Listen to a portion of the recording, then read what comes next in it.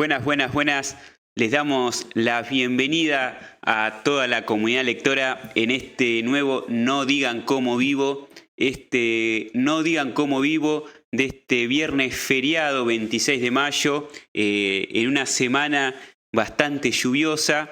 Por fin vimos el sol hoy a la tarde y estamos otra vez desde acá, desde los estudios de Radio Centella, para compartir una linda tarde-noche con lo que nos gusta a nosotros, con lo que siempre le decimos, esto que son los libros y las voces y las narraciones de esta comunidad lectora y escritora.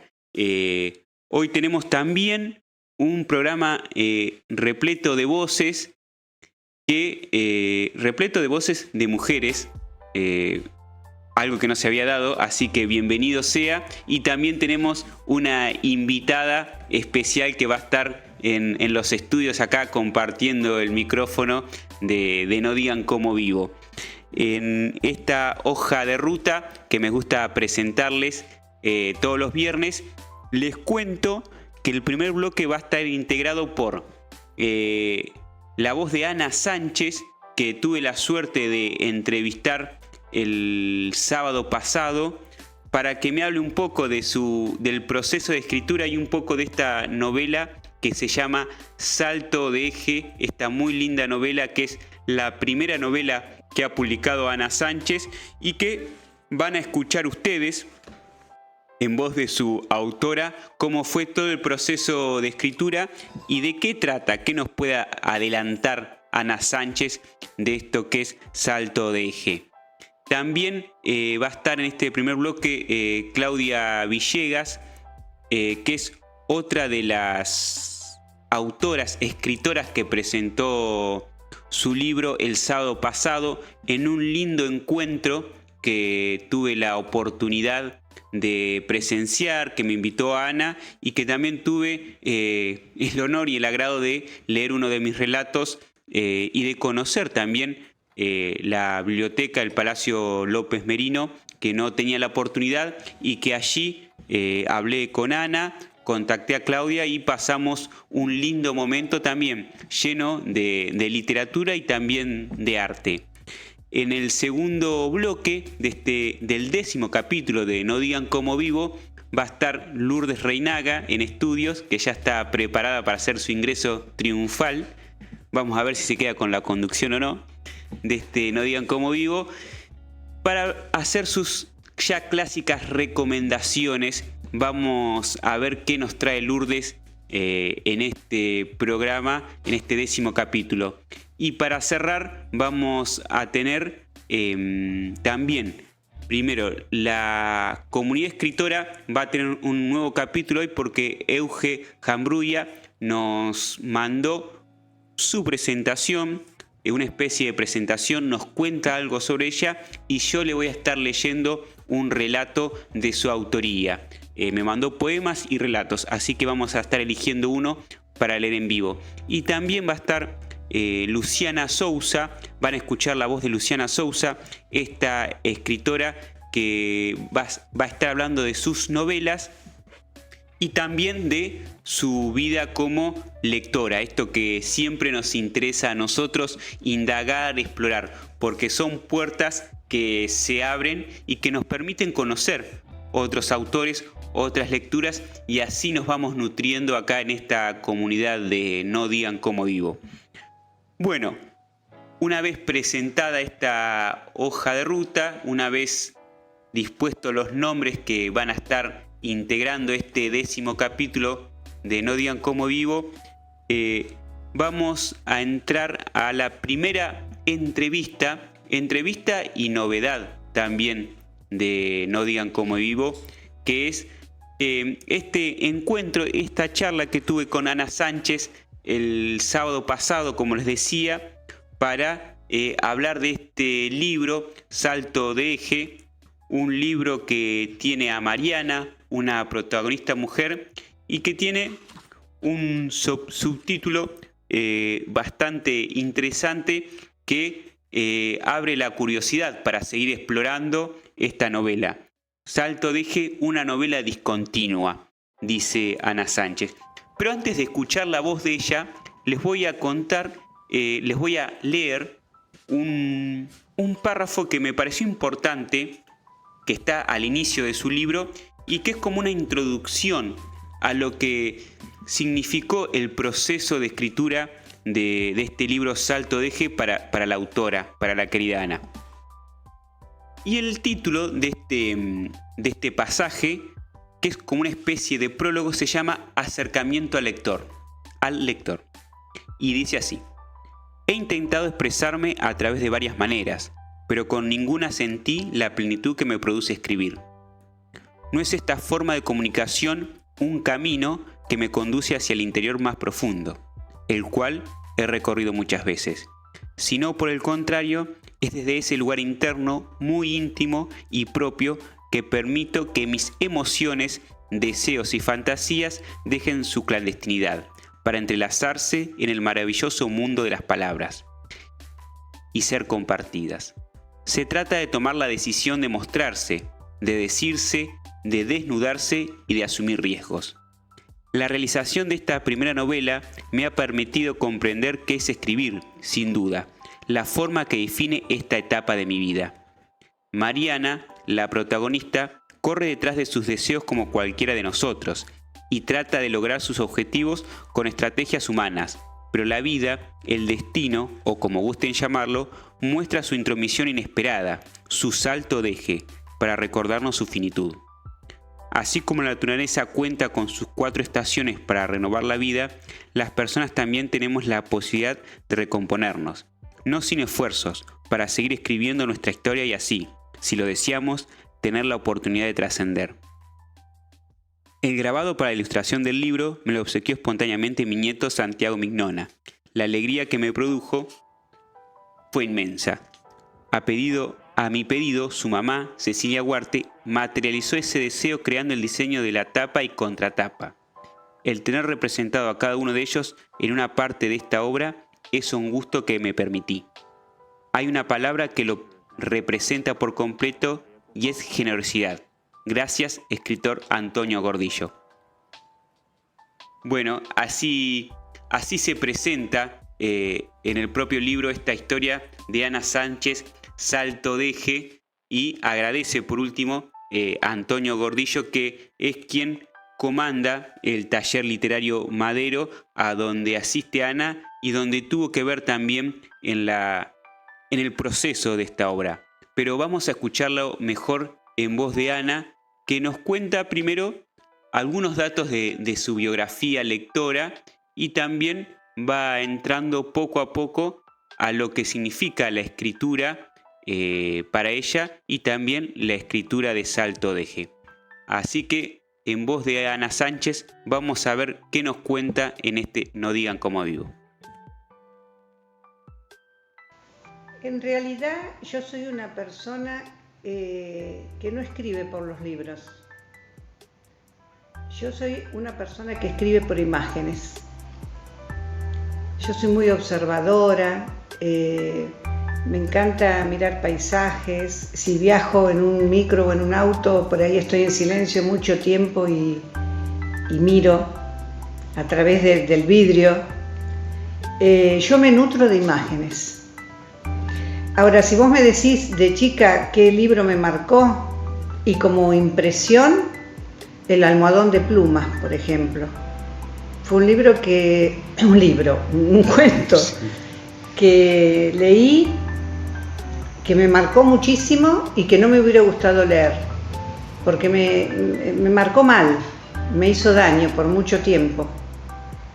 Y bueno, y como ya habíamos estado hablando, yo soy una persona que lee en forma desordenada.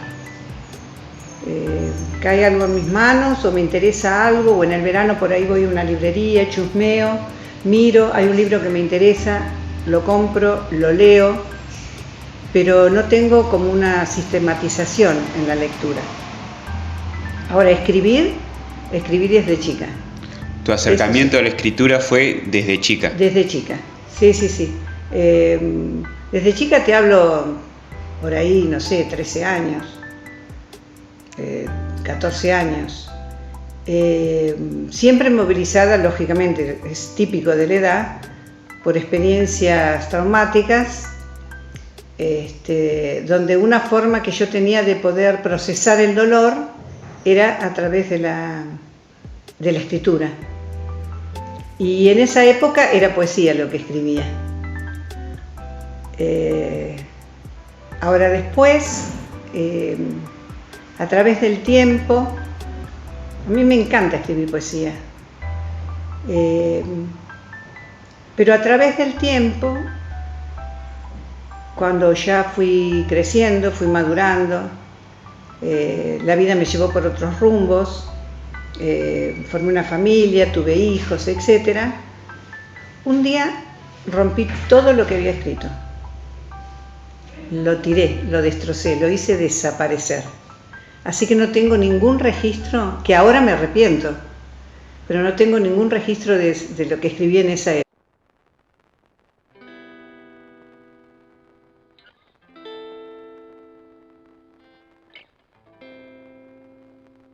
Ahí pasaba Ana Sánchez contando un poco lo que fue para ella la escritura una forma de expresión y este salto de eje que tuvo un poco ella también, esta irrupción de en una época de su vida tirar todo lo que escribió.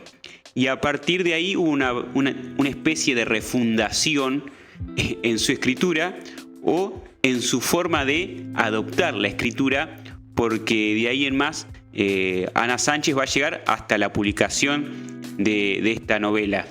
Pero lo cuenta ella en este segundo bloque de la entrevista, a ver cómo llega Salto de Eje a la vida de Ana. Después de pasar de la poesía empecé a escribir cuentos cortos, o sea, como animarme a la prosa.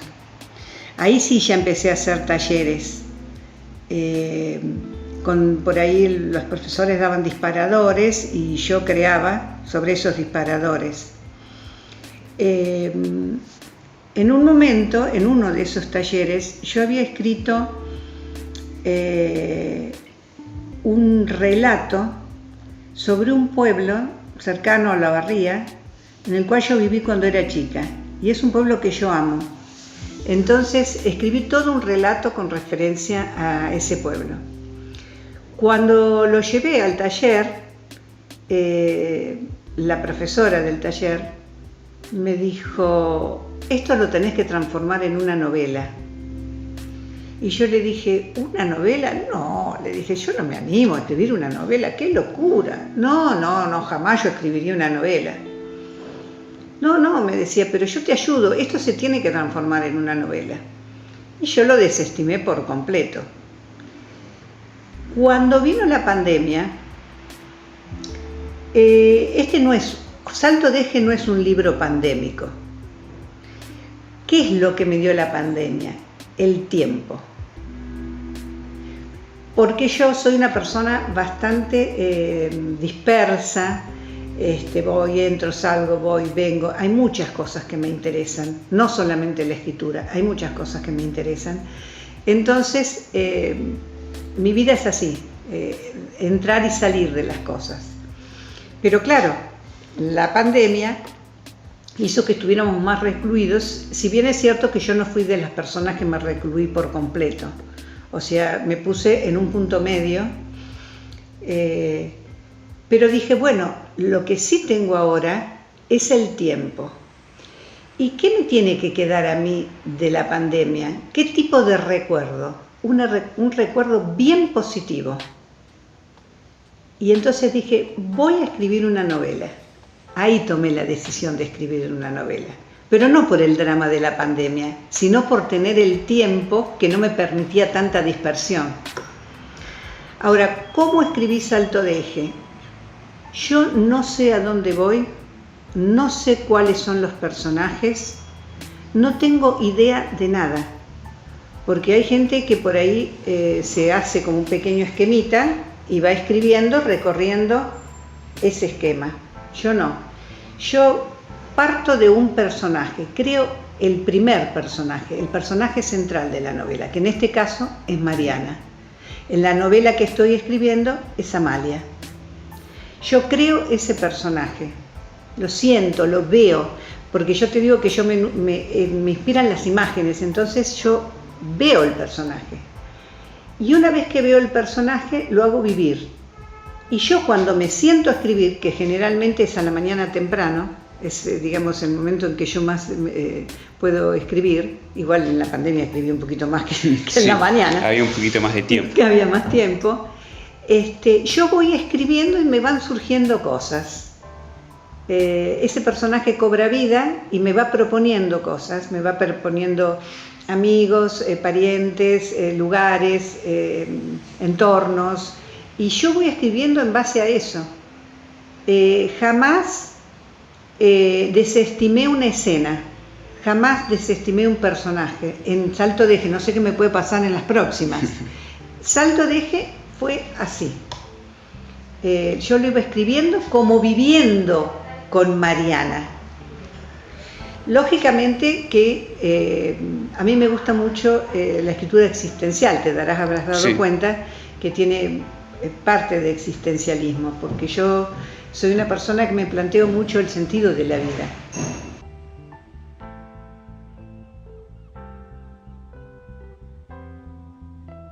Ahí pasaba el segundo bloque de la entrevista con Ana, un poco metiéndonos en la cocina de lo que fue la producción narrativa de este Salto de Eje.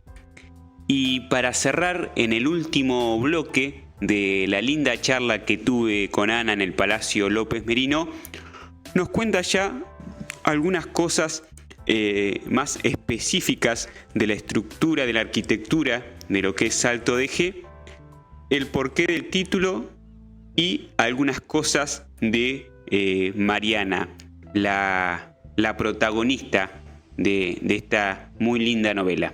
Esto nos decía Ana Sánchez. Autorreferencial, yo creo que todos los escritores lo hacen. Lo que pasa es que algunos los disfrazan. Pero siempre yo creo que en cada libro que escribe algún escritor hay algo autorreferencial. Sí, yo creo que sí, que en el título Salto de Eje está lo autorreferencial mío. Si querés te explico por qué le puse Salto de Eje. Sí. Bueno, Mariana es una persona común al principio, con cierto grado de responsabilidad empresarial, pero ella va atrás de sus deseos permanentemente y es a veces atrevida, a veces podríamos cuestionarlo desde la ética, pero ella va atrás de sus deseos. Ahora, ¿qué es lo que le pasa? Que en un momento de la vida se produce un salto de eje. Y salto de eje yo le puse porque es un problema, un defecto, algo que se puede hacer a propósito o que surge espontáneamente en las cámaras de filmación, cuando se está filmando. Eso produce una distorsión. El espectador es como que pierde al personaje, al momento, se confunde en la historia. Entonces se puede tomar eso a favor en la filmación o como una debilidad. Eso depende del que está filmando. Y a Mariana se le produce en la vida un salto de eje que le cambia por completo la vida y le cambia su entorno y le cambia su modo de vivir y su elección de vida. Y eso se ve mucho en los capítulos de La Casona.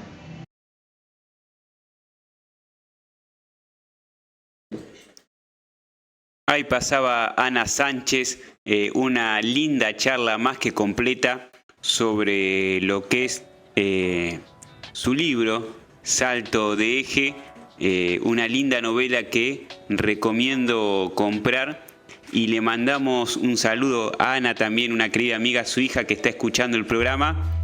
Y más que agradecido, Ana, por la charla y también por la invitación que me hizo el sábado pasado a este encuentro del Grupo Madero Literario que se tuvo lugar en el Palacio López Merino. Y ahí conocí a otra escritora que también presentaba su libro.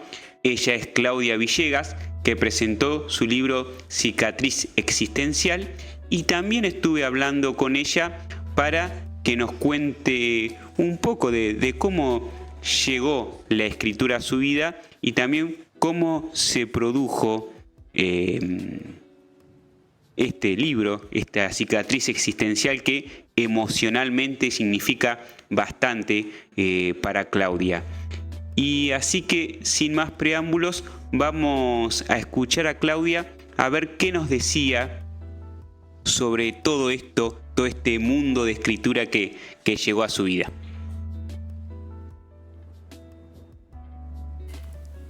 Hola, mi nombre es Claudia Villegas.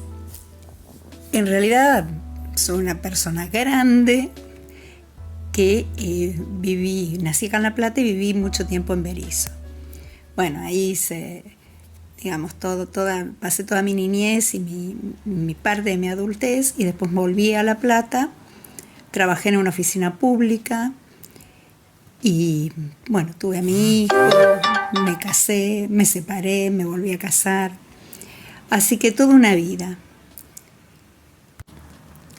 En realidad mi acercamiento a la escritura empezó desde la adolescencia. Y al margen de gustarme mucho leer, me gustaba mucho escribir, y escribía poesías. Y era en una época en donde, bueno, no existía ningún medio para darse a conocer, aunque sea, no sé, a través de Facebook o de Instagram. Y yo guardaba en cuadernos. Y escribí como hasta los 35 años, aproximadamente. Y bueno, finalmente tenía mis cuadernos guardados como quien guarda los diarios de cuando tenía 15 años. Bueno, yo guardaba mis cuadernos hasta los 35. Y esos cuadernos que estaban ahí guardados, un buen día, con el tema de la pandemia, mi hermana me dice: ¿por qué no haces algo? ¿Qué sé yo? Vos tendrías que volver a escribir, aprovechando que ahora estamos sin hacer nada, que esto, que lo otro. Y me pasa datos de determinada gente. Llamé por teléfono, me comuniqué con Antonio Gordillo y él hacía un taller literario. Bueno, yo empecé a escribir cuentos a partir de ahí. Y le mostré alguno de estos escritos que estaban en mis cuadernos. Y él me dijo: eso tenés que hacer algo. No pueden quedar así. Así que a partir de ahí fue todo un trabajo de recopilación, de observación de esto, todo acompañado porque yo actualmente estoy escribiendo cuentos, acompañado con el proceso de taller, ¿no? Pero bueno, toda esa tarea de volver a ver es lo que se refleja en este libro.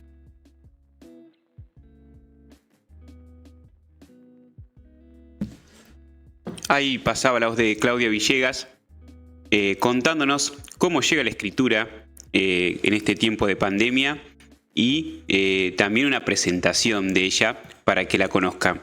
Y ahora, en este bloque siguiente, nos va a contar cosas para que conozcan este libro, Cicatriz Existencial, un libro que tiene como dos partes divisorias en su narrativa. Esto nos contaba Claudia acerca de este libro que tuve la suerte de conocer el sábado pasado, Cicatriz Existencial.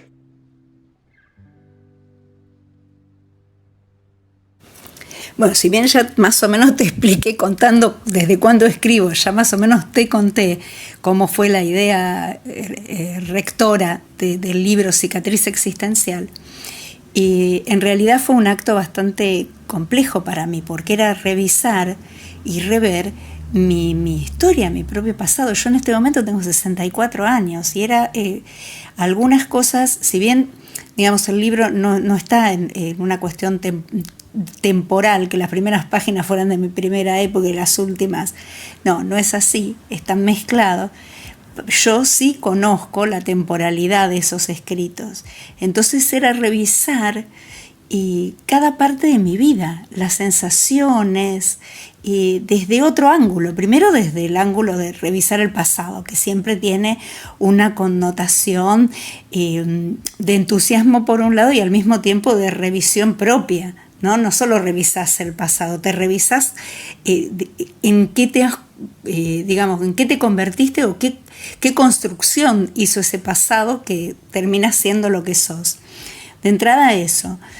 Y después, desde el punto de vista también literario, todos somos muy críticos de lo que hacemos. Es raro encontrar una persona que te diga, no, a mí todo me sale bien. En realidad nos parece como, no sé, que falta algo, o que no está bien, o que es poco. Entonces, ver todo eso y analizarlo y ver si tenía un valor literario que pudiera ser, factible para un libro y que al mismo tiempo pudiera ser factible que lo leyera otra persona y que le gustase. ¿No? Tan simple como eso. Así que fue un trabajo dedicado, de dedicación, de ver, de revisar. Y en definitiva también muy hermoso. Siento que cada poro de mi piel tiene respiración propia para alimentar mis sentidos desde sus pequeñas bocas. Me recorre el poder de la energía pura que suscribe mi cuerpo al infinito. Siento que el pecho es un sol que calienta y hace hablar de luz a las márgenes de mi conciencia. Los sonidos vuelan a mí desde las sombras de los lugares, despilfarrando sonrisas a su paso. El color gris se transmuta en azules y el silencio se puebla de voces susurrantes. Y la soledad es una fuerza que desarma. Siento que se termina el tiempo conocido, que hay otro interminable, y entonces siento que no podré ser capaz de dejar de respirar la vida.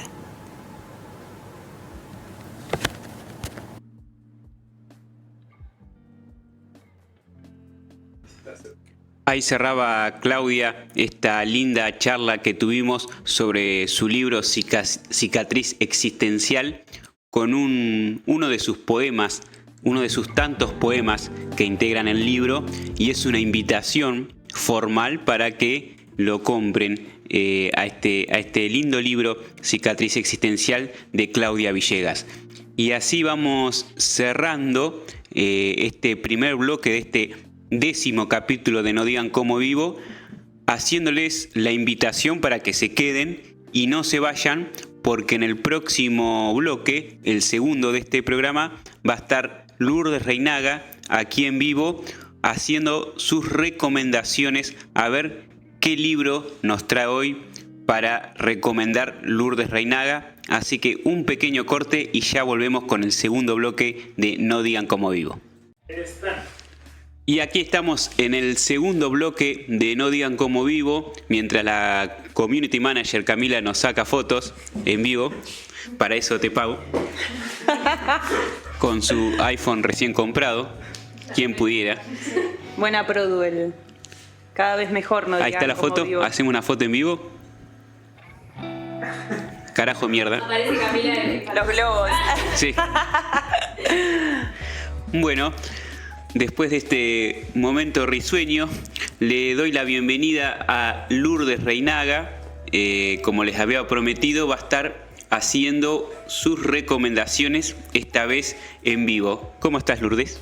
Buenas tardes, buenas noches, ya no sé qué hora se dice, pero muy contenta de estar acá. Gracias por la invitación, que siempre estoy a la distancia, a los kilómetros, y hoy en programa 10, un placer estar acá.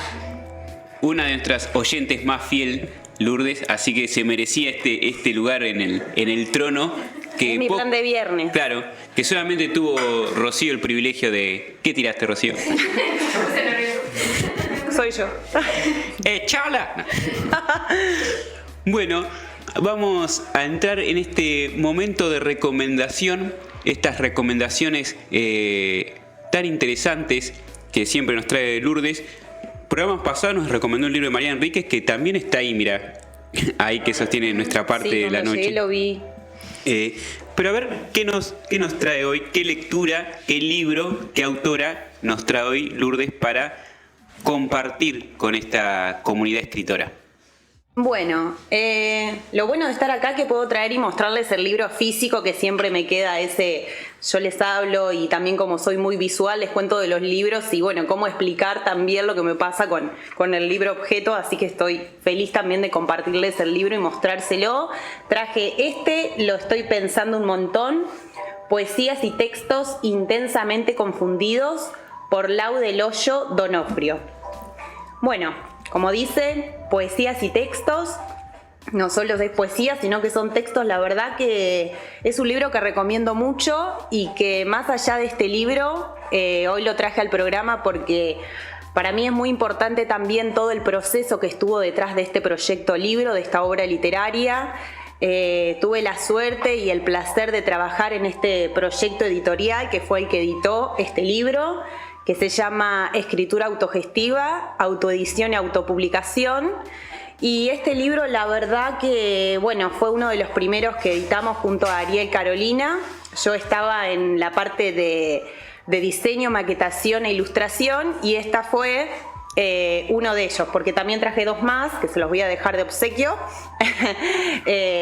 Y también hay otras obras más que surgieron de este proyecto editorial, que creo que lo que se destaca de otros proyectos editoriales es que es autogestivo, apartidario, disidente, y bueno, justo este libro de Lau, que es una persona que aprecio mucho y nos está escuchando, le mando un abrazo enorme. Lau es de Lobería, es escritor, es docente, bibliotecaria, y bueno, la verdad que es muy, muy interesante, se los recomiendo. Es un libro que habla del cuerpo, de las palabras, de cómo construimos las palabras, la identidad, pero cómo compartimos también y cómo construimos con nuestras palabras, más allá de a veces la norma, el dogma y las cosas impuestas a la hora de escribir. Creo que este es un libro que propone una libertad para ella que lo escribió, que involucra mucho el cuerpo, las emociones, el deseo. Y bueno, todo bajo una lógica transfeminista, y así que nada, algo distinto a lo que venía recomendando. Este libro fue editado en el 2022 y bueno, lo interesante es que resultó del taller que imparte Ariel Carolina, Escritura Autogestiva, y lo interesante de ese taller es que bueno, también pueden autoeditar su libro y Ariel acompaña junto a Lau, que también forma parte del proyecto, la corrección, acompaña a que una persona pueda editar su libro de forma autogestiva y acompañarlo en ese proceso que es tan complejo y a veces está como un poco alejado de la persona que escribe y tiene el deseo de editar su libro, de publicar su libro, y el equipo que formamos con Ariel y con Lau fue muy lindo porque acompañamos unas hermosas voces literarias. Y es lo importante, como decías, de cómo esos tipos de experiencias acercan a la persona a algo que parece muy lejano, que es a la publicación, y que uno sí maneja a veces la publicación de un libro como algo grandilocuente, y este tipo de proyectos como el de Ariel acercan y hace algo al mucho más plausible, mucho más alcanzable que lo que uno se imagina. Sí, total. Aparte pudimos como deconstruir un montón de cuestiones desde el valor económico, del valor el proceso que involucra también, porque es muy intenso, y al ser libros también que hablan mucho de lo que le repercute interiormente o el proceso que está atravesando con ciertas cuestiones la persona, son libros autobiográficos también.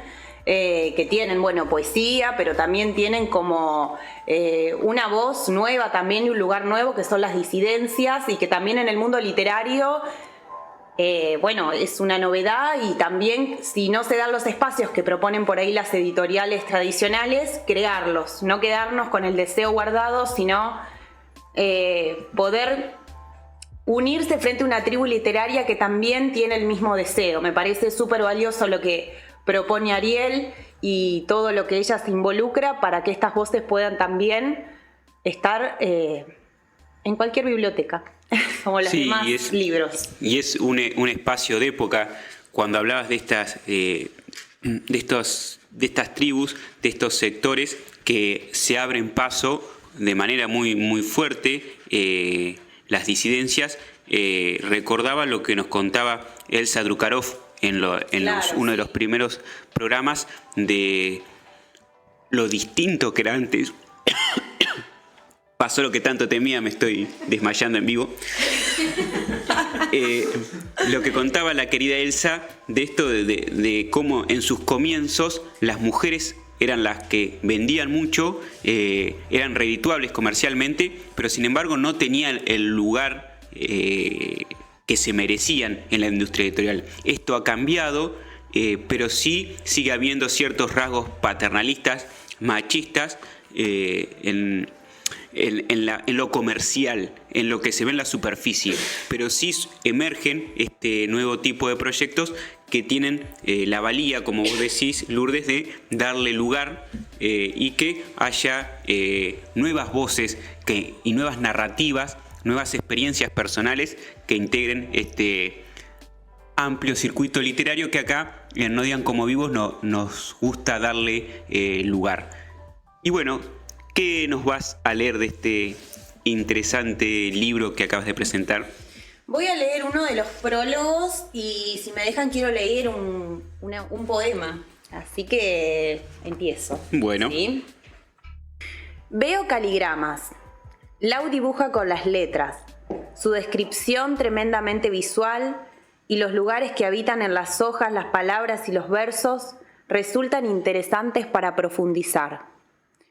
Este libro propone lecturas con distintas texturas y colores desde lo gráfico. Súbitamente se hace presente una frase que encierra el concepto del texto. Creo que hay una guía para quien lee, sí, pero también libertad de hacer las relaciones que nos pinte como lectores. Lo coloquial lima la escritura literaria. Las hablas que aparecen desarman el tono solemne, reflexivo o emotivo, en un juego irónico a veces. Los pasajes de registro son abruptos, porque hay un contacto directo con lo real, lo banal, lo cotidiano. Hay subjetividad, sí, pero entra también lo social a través de frases que podemos ver en carteles y en las redes. A su vez, esas voces son colectivas. Entonces hay varias voces, varias conciencias presentes. Aquí conviven recursos clásicos de la poesía, como la personificación, y un fluir de la conciencia que logra una lectura ágil propia de la literatura contemporánea. Me encanta cuando los órganos tienen voz y movimiento. Ahí también aparece lo biológico, el amor, la muerte, la enfermedad y el dolor. Los textos abrazan lo actual desde una perspectiva transfeminista y lo ancestral en relación al conocimiento del propio cuerpo y del cuerpo del otro, y la autopercepción y la escucha. Al comienzo, dije que lo cotidiano y lo coloquial desde el lenguaje, las acciones y las emociones descritas, aparecen de forma repentina. Me encanta eso, impacta y pone nuestros pies en la tierra, como también sucede con las definiciones y las citas sobre la RAE machista.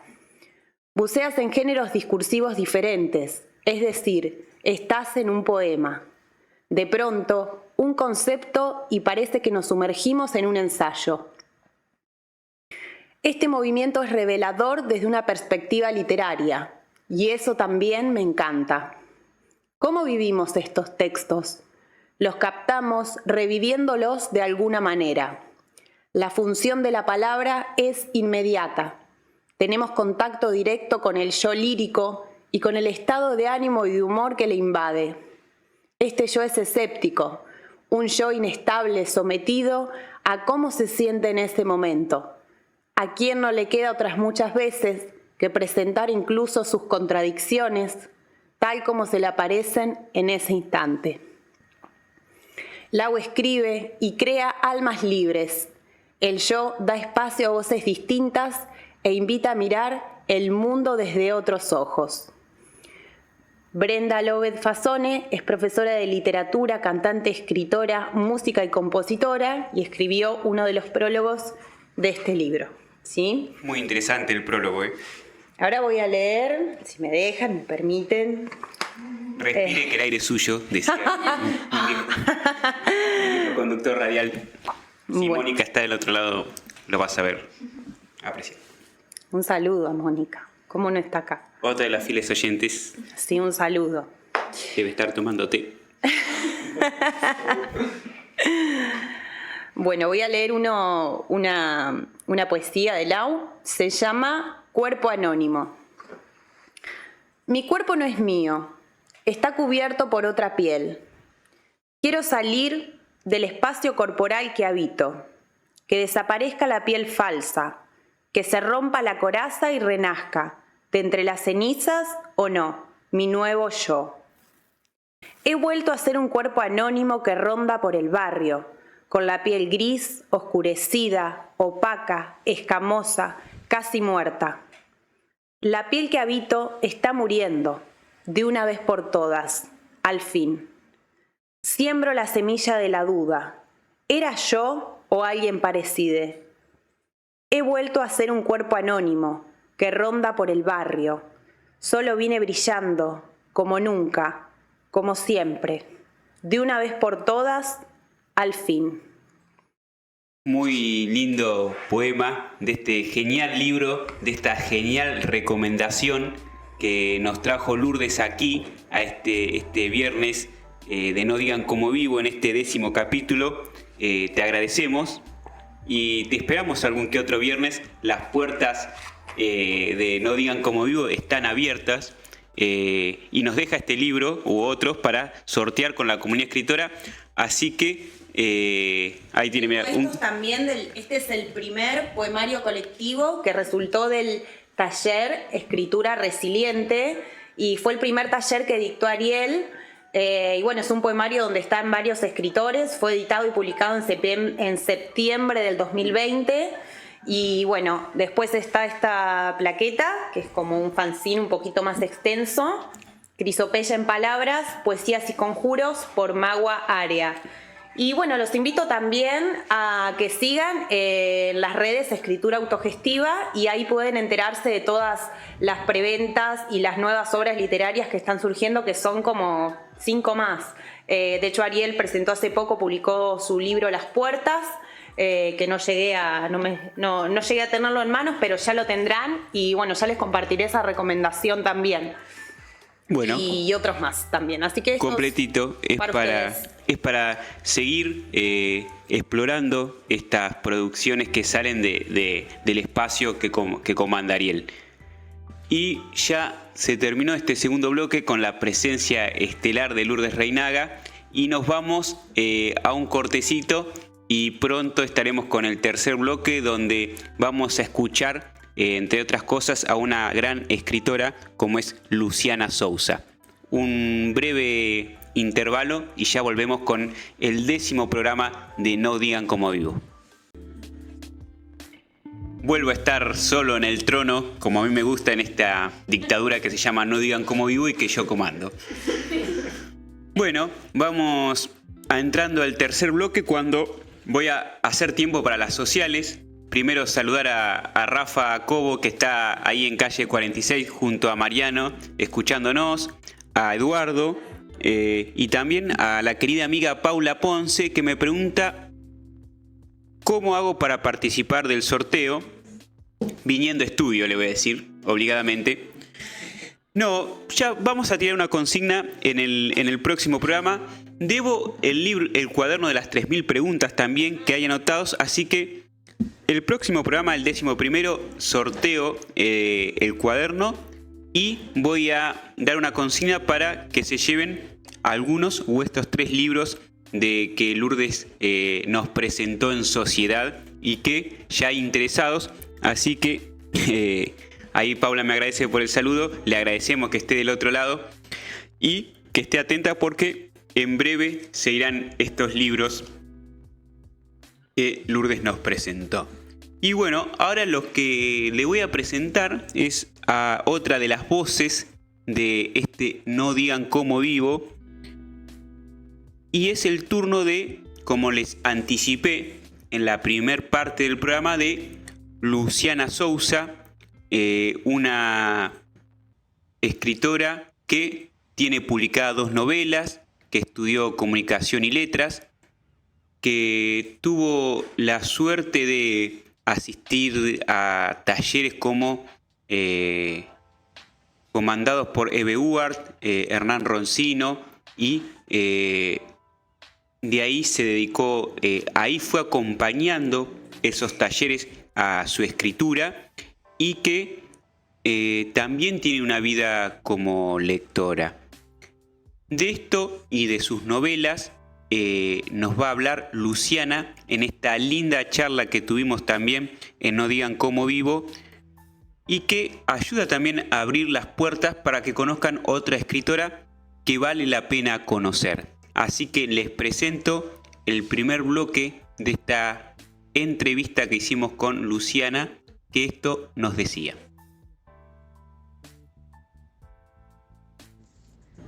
Como lectora te diría que soy bastante errática y curiosa. No soy muy fan de algún autor o autora en particular. Me interesa, obviamente, si hay algún libro que me interesa, trato de seguir el recorrido o la deriva de esa obra entendida como conjunto, ¿no? Pero mucho de lo que leo está movido por recomendación cercana, por libros que van dialogando entre sí, ¿no? No estoy muy apegada a una tradición o a una literatura. Nunca lo estuve, de hecho. Sí hay libros que me marcaron. Hay un libro que me marcó muchísimo en la secundaria, fue leer Crónicas Marcianas. Desde muy, muy temprana edad leo, pero desde muy temprana edad escribo, entonces en esa especie de comunión entre leer y escribir, se me presentó Crónicas Marcianas en el secundario, y también se presentó junto a un ejercicio de escritura que era la posibilidad de escribir como un capítulo extra, ¿no?, de la novela. Y tanto al leer como al escribir sentí que ahí había algo que no había sentido en otra dimensión, ¿no? Ahí quizás fue el momento donde junté cierta vocación o pasión que yo tenía desde muy chiquita por inventar historias, con la lectura más formal, y ya diciendo, como esto que yo tomo como una característica en otras personas es un libro. O sea, inventar una historia, inventar personajes, fabular, mentir, podría decir cuando era chica, pero siempre mentir en torno a generar una historia, ¿no? Generar un relato, no mentir en decir que algo pasó y no pasó, sino como generar historias, ¿no?, alrededor, como narrar. Y en algún punto creo que ese fue el libro donde, sí, el primer recuerdo de un libro así, que fue como descubrir literalmente un mundo. El primer cuento que escribí, lo escribí a los 6 años, a los 6, 7 años cuando empecé a escribir. Era, como ya lo mencioné, una chica mentirosa, fabuladora además, pero escribí un cuento para un ejercicio del colegio, que era las chicas pelirrojas con anteojos o una cosa así, que era sobre unas nenas que eran discriminadas en el colegio. Y es un cuento que todavía tiene mi mamá guardado, porque le llamó la atención como que generara, digamos, que ella pensara en estructuras, personajes y demás. Así que ese fue como el momento donde empecé a escribir. Después de ahí no paré. Por suerte mis viejos me dieron como mucha libertad y entendieron esa curiosidad, y desde chica también me mandaron a talleres y a espacios donde podía ir metiéndome en el mundo de la escritura, desde muy, muy chica. hoy actualmente no tengo una rutina horaria, por ejemplo. Me cuesta mucho como pensar la escritura disociada de la cotidianidad, ¿no? Disociada de la vida, como un trabajo, como, no sé, no vivo tampoco la escritura, entonces puedo decir que vivo con la escritura o vivo en un estado de escritura cuando estoy metida escribiendo algo y llevo notas o anoto alguna frase o me mando a mí misma audios de voz con alguna idea, con alguna palabra, con algún personaje, con fotos también, registros, pinturas, en fin, como que hay todo un estado en el cual estoy constantemente pensando en la escritura y que se va como acumulando en esas notas y en esos registros y que después se condensa cuando me siento a escribir, que normalmente tampoco son jornadas tan largas, no es que estoy 6-7 horas escribiendo, sino que tengo ese vínculo de por ahí dejar abierta la computadora, escribir, ir, sacar al perro, volver, seguir un rato, meterme a bañar y seguir después, digamos, como una especie de estado más que una rutina.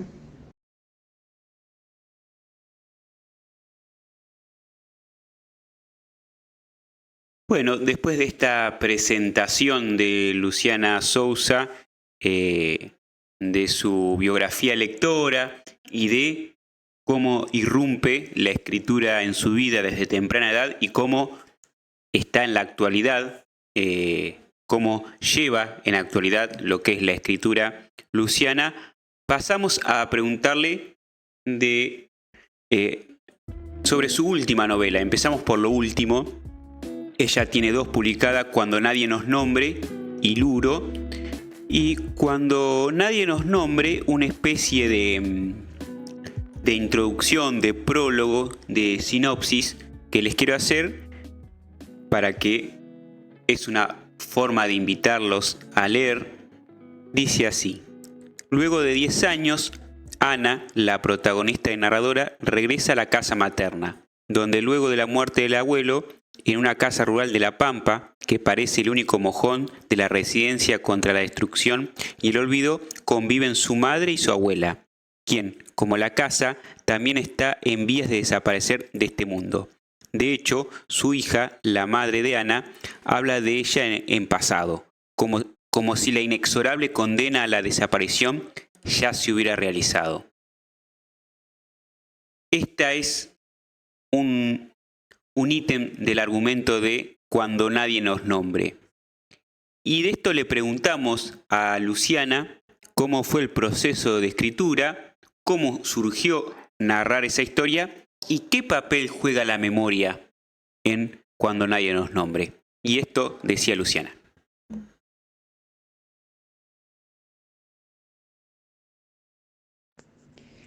La verdad que no puedo decir muy bien cómo surge una novela, ¿no? ¿De dónde viene una idea de una novela? Por lo menos no con esta novela. Esta novela la empecé a escribir en diciembre de 2019, hacía unos meses había muerto mi viejo.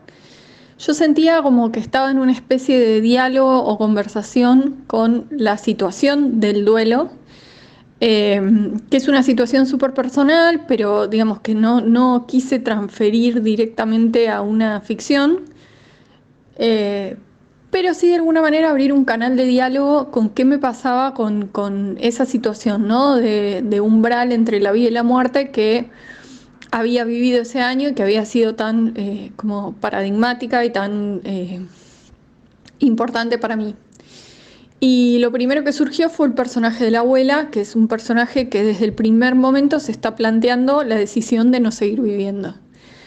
Tenía algunas lecturas también, como dando vueltas, tenía también algunas ideas de personajes, ¿no? En torno que van constituyendo la novela, pero esencialmente podría marcar ahí el germen del personaje de la abuela, que no es la protagonista ni es la narradora, pero que sí obviamente desata un conflicto bastante importante para la protagonista. Y la verdad es que en esa búsqueda también, a medida que se va formando, digamos, que se va formando la historia, pero que también van tomando cuerpo en todo sentido, digo cuerpo, pero por supuesto dimensión subjetiva de los personajes, ahí me voy dando cuenta del espacio que va ocupando la memoria, que no fue una intención, digamos, primaria, eh, pero que sí va como ganando terreno en esta historia, que está localizada en un pueblo que no existe, un pueblo que se tiró abajo, entonces también había un juego con la idea de aquello que puede existir y que puede dejar de existir, y qué pasa con esas huellas, y qué pasa con esos recuerdos, y qué pasa con esos registros que en el caso del pueblo donde transcurre la novela, Mariano Miró, están en la tierra, en las mismas capas de tierra que se remueven para sembrar, y que en algún punto genera vínculo con la historia familiar, que es una historia que de un reencuentro después de muchos años para tomar decisiones en torno a la familia, a la casa y demás, esencialmente de 3 mujeres de 3 generaciones diferentes. Entonces me parece que ahí había como una posibilidad muy clara de entrar a la situación de la memoria, tanto a la memoria de la abuela, con tanto memoria subjetiva, ¿no? Pero también a una memoria colectiva y a una memoria familiar, y esa construcción problemática de las memorias en líneas generales, digo, incluso en la subjetiva, pero mucho más en la familiar, y ni que hablar en la colectiva. Ese es el espacio que creo que tiene en la novela La memoria, sin ser una novela sobre la memoria.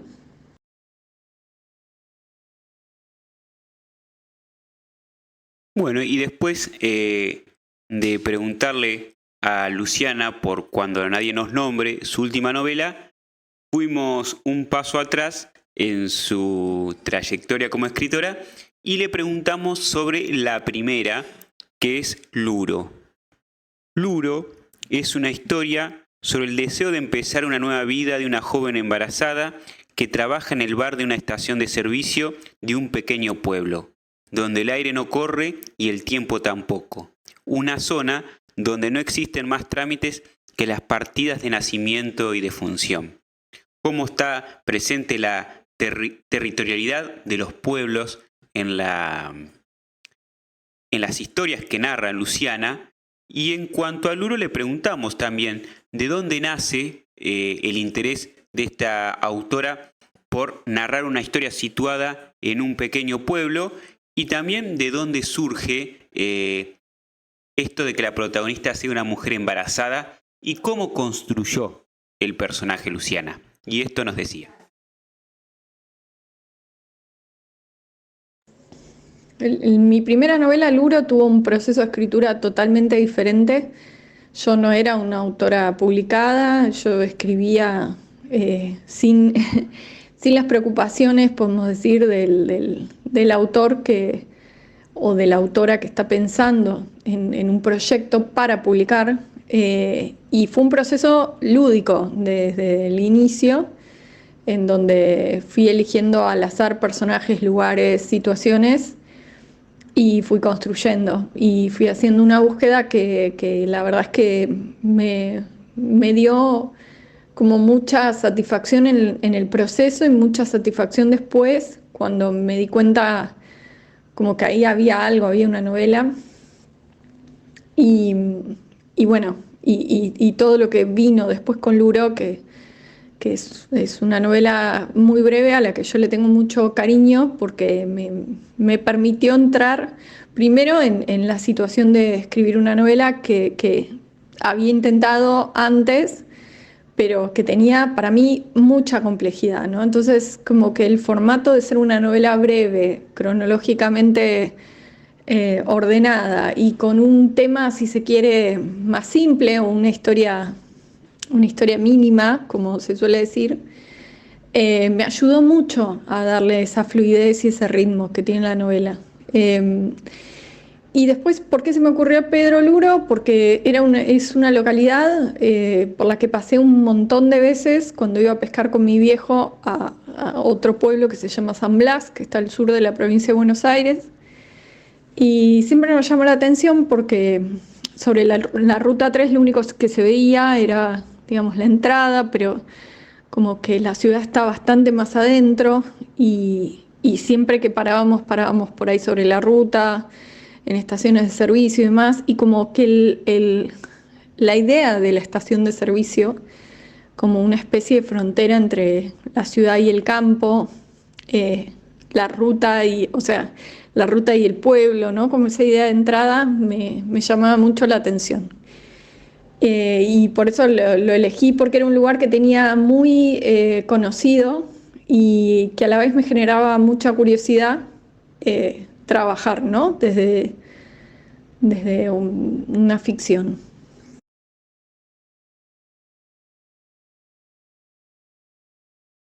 Y para cerrar esta charla que tuvimos con Luciana Sousa, autora de Luro, y Cuando nadie nos nombre, le preguntamos sobre un aspecto que me llamó la atención y que también siempre me surge indagar a los autores y autoras. Este dato, este rasgo distintivo de que las dos protagonistas son mujeres de sus dos novelas. Le pregunté a Luciana si había una decisión ahí y cuánto de autorreferencialidad o autobiográfico hay en las protagonistas de las novelas. Y esto nos decía Luciana para cerrar la charla con No digan cómo vivo. Si bien las protagonistas de Luro y de Cuando nadie nos nombre son mujeres, no hay una intención formal de escribir novelas sobre mujeres, ¿no? Primero porque ambas constituyen dos personajes muy diferentes, dos voces muy diferentes. Hay algo desde el momento de elegir el punto de vista del narrador que me parece muy interesante, que es esa convocatoria a entender el personaje y no hacer de esa primera persona una persona autoral, ¿no? O sea, sino como ceder ese espacio al personaje. Para eso hay que comprenderlo y también como tener todos los misterios que tienen y digamos, pelearse en algunas situaciones. El personaje de Luro es una mujer embarazada que sentía que de alguna manera su situación física, ¿no? Le imponía a una mujer con pocas palabras, podríamos decir, no es una narradora reflexiva ni que está en una situación de compartir un análisis muy profundo a través de las palabras, pero en muchas situaciones su cuerpo habla, ¿no? Y eso me pareció súper interesante y lo tomé como un desafío a la hora de escribir, tratando de no disociar esa voz narradora de ese cuerpo que narraba también. Cuando nadie nos nombre, al elegir una voz, en algún punto los tres personajes que vuelven a encontrarse en esa casa después de muchos años son tres personajes de tres mujeres. Me sentía generacionalmente más cercana a este personaje, Ana, que es la protagonista, que es quien finalmente termina siendo la primera persona, la voz narradora. Y sentía que sí era diferente a la protagonista de Luro y que estaba en otro lugar, ¿no? Quizás ambas están como muy movilizadas por el deseo, están muy marcadas por los movimientos, ¿no? Por la migración, que es un tema que está en ambas novelas. Pero sin duda, Cuando nadie nos nombre es una novela familiar, si se quiere, muy enraizada con una historia. Y Luro es puro presente y es como pura potencia, es otra situación. Con lo cual yo, si bien las dos son mujeres, no las puedo emparentar, ¿no? Siento que cada una tiene una voz muy particular y me gusta que así sea. Y no necesariamente siento que que por ser mujer o por, digamos, por vivir determinadas situaciones, las transfiera a los personajes, ¿no? Yo nunca, siempre entiendo que hay algo del autor y de la autora en lo que se escribe, ya sea en la poesía, en el cuento, en la novela, siempre hay una transferencia de esa experiencia que es inevitable, pero siento que cuanto más distorsionada está en mi caso, mejor resulta. Entonces no busco quizás una afinidad entre mis personajes y mi vida, que siento que realmente no la hay. Quizás solo el hecho de ser mujer como una experiencia en común.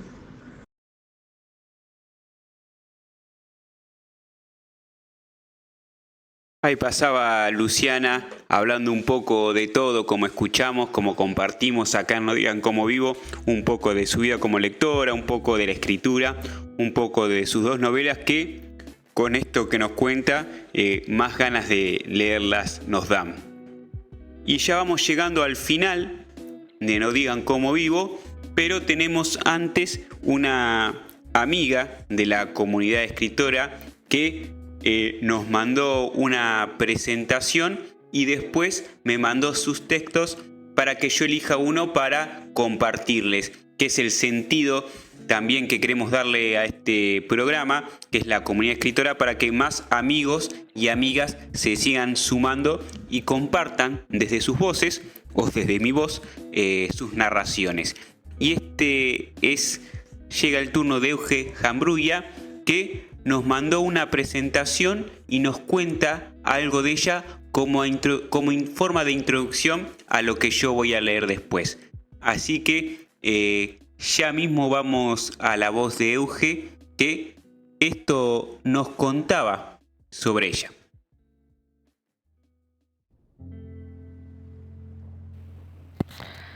Hola, ¿cómo están? Hola Sebas, hola a todos los que estén escuchando, les que estén escuchando.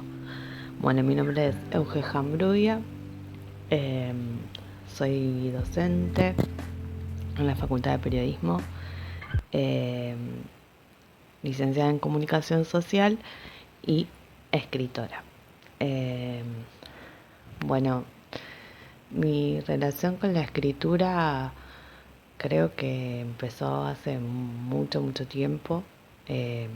Primero con la lectura desde muy chica y después con la escritura, en términos de que en la escuela secundaria hice la orientación de arte, entonces ya desde ese momento empecé a escribir y a tener talleres, no sé, un poco a entrar de alguna manera a ese mundo.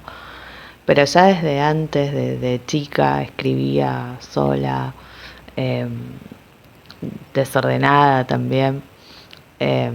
Y después la carrera en la propia facultad me llevó a los formatos tradicionales, digamos, de escritura periodística, pero después fue mutando a otros intereses míos, escribiendo relatos y poesías. Mi libro de tesis, que se puede descargar del CEDICI, del repositorio de la UNLP, es de relatos ficcionales con perspectiva de género. Y tengo en las redes que publico poesía, lo pueden encontrar como una escritora que mira, una escritora.quemira.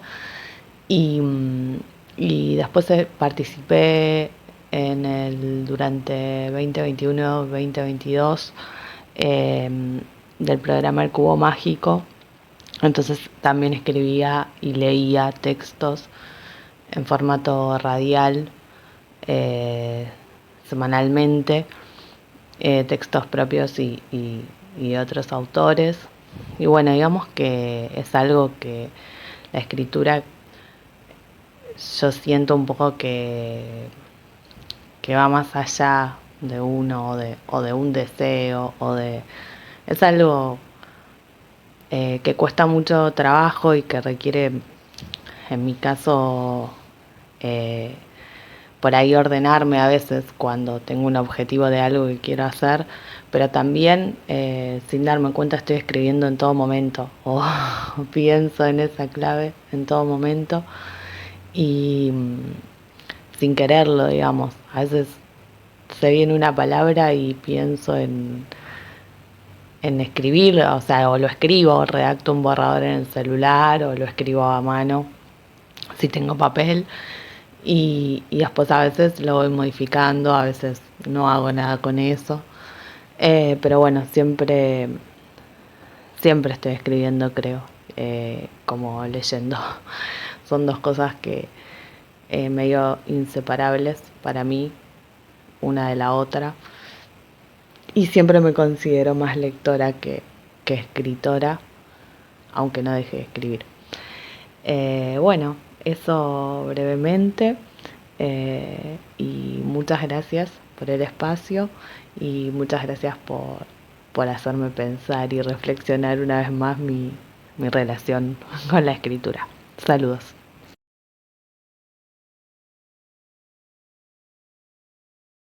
Ahí nos contaba Euge su relación con la escritura y como cierre para esta nueva edición de la comunidad escritora, vamos a leer uno de sus relatos, de sus poemas.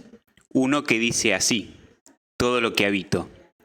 Recordé mi fortaleza que se fue tejiendo entre el día que nací esquivando a la muerte y un futuro que yace ahí, con un suelo lleno de manos que cobijan mis certezas y mis caídas.